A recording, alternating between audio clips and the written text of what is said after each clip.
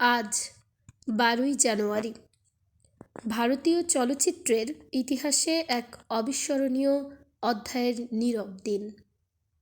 আজ আমরা শ্রদ্ধাভরে স্মরণ করছি ভারী কণ্ঠের গর্জন, দৃষ্টির তীক্ষ্ণতা আর পর্দা কাঁপানো উপস্থিতির প্রতীক অমরেশ পুরীকে। 22 জুন 1932 সালে জন্ম নেওয়া অমরেশ পুরী ছিলেন কেবল একজন অভিনেতা নন, তিনি ছিলেন একটি অনুভব, একটি আতঙ্ক, একটি শক্তিশালী উপস্থিতি যা পর্দায় এলেই দর্শক টের পেতেন। 4 শতাধিক চলচ্চিত্রে অভিনয় করে তিনি নিজেকে প্রতিষ্ঠিত করেছেন ভারতীয় চলচ্চিত্রের সবচেয়ে আইকনিক অভিনেতাদের একজন হিসেবে। খল চরিত্রে অভিনয় করেই তিনি বেশি পরিচিতি পেলেও তার অভিনয়ের ব্যাপ্তি ছিল বহুমাত্রিক ও গভীর। তিনি খলনায়ককে কেবল দুষ্ট চরিত্রে সীমাবদ্ধ রাখেননি, তাতে যোগ করেছিলেন বুদ্ধি, ক্ষমতা, অহংকার ও ভয়ঙ্কর মানবিকতা।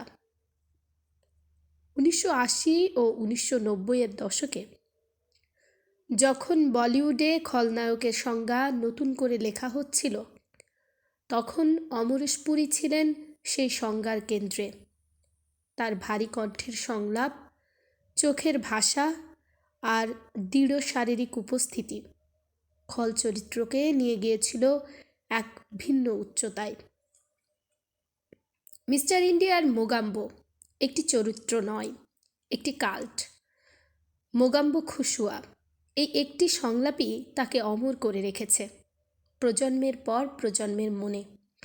দামিনী, ঘায়েল, ত্রিদেব, বিধাতা, মেরি জং, করণ অর্জুন, নায়ক, প্রতিটি ছবিতে তিনি ছিলেন অনিবার্য। কিন্তু অমরেশ পুরী শুধু মূলধারার নায়ক খলনায়কের অভিনেতা নন। শ্যাম বেনেগাল, গোবিন্দ নিহলানির মতো ঘনিষ্ঠ পরিচালকদের ছবিতে তিনি প্রমাণ করেছেন অভিনয় মানে শুধু জোরালো সংলাপ নয়, অভিনয় মানে চরিত্রের ভিতরে ঢুকে যাওয়া।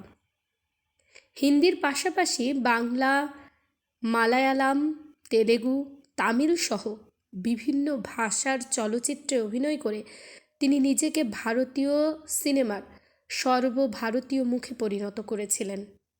এমনকি আন্তর্জাতিক চলচ্চিত্রেও তার উপস্থিতি ভারতীয় অভিনেতাদের সম্মান বাড়িয়েছে।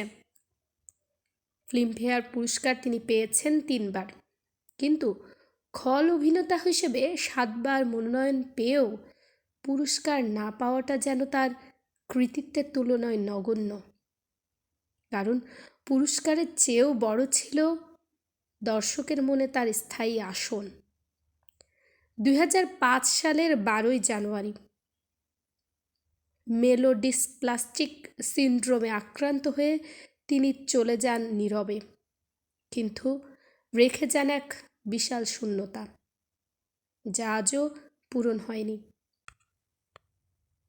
আজ তার প্রয়াণ দিবসে আমরা শ্রদ্ধা জানাই একজন অভিনেতাকে নয়, একটি যুগকে।